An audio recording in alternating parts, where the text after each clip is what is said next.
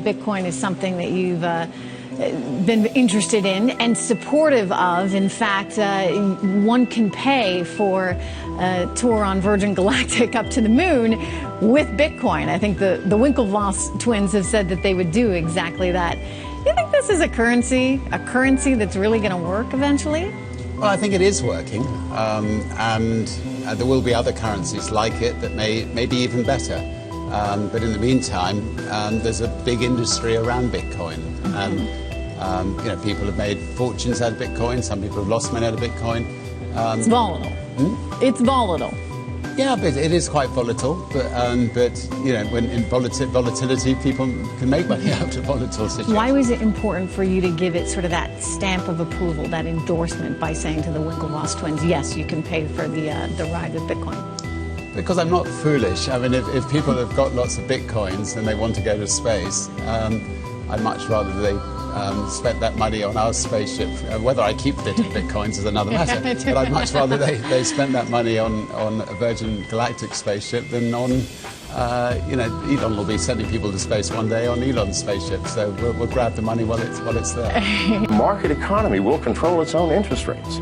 Guaranteed. It did before the Feds arrived, and it will after they're gone. And whether or not the Libertarian Party or someone else abolishes the Fed, it's a moot point.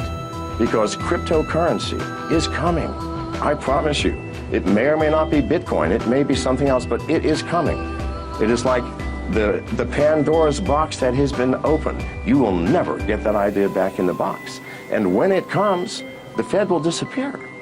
The paper money will be gone, and the world will be in crisis for a while. It's the absolute truth. Governments will not be able to collect income taxes because there will be no record of any income for anybody. It will be a very, very strange state of affairs, but it is coming. And when it does, shortly thereafter, there will be no Fed. It cannot exist in the world of cyber currency. I mean, we're in the world of digital transactions and the digital glue that holds everything together. Do you think that paper money or a gold standard has any meaning whatsoever in that world? It does not. I want to ask you, which of the areas in technology right now are you most intrigued about from an investment perspective? Okay, well, I think it's Bitcoin. Bitcoin? I think it's Bitcoin because I think Bitcoin really has the potential it and other virtual currencies have the potential to transform the world pretty much the way the internet did way back when. Yeah, I've heard that one before. I mean, a lot of people are saying that. Keep going. It's a way of all finance, all commerce, all everything can be transformed by Bitcoin. And it's like one abstraction past where we are today. So it used to be we'd trade shells for services, and then it moved to gold for services, and then it was a note that says, I'll pay you gold for services, and that's when it started to get more and more abstracted. Tim, let me ask you, do you think it's Bitcoin in its current form as a currency, Bitcoin, or is it the technology behind Bitcoin that will eventually survive?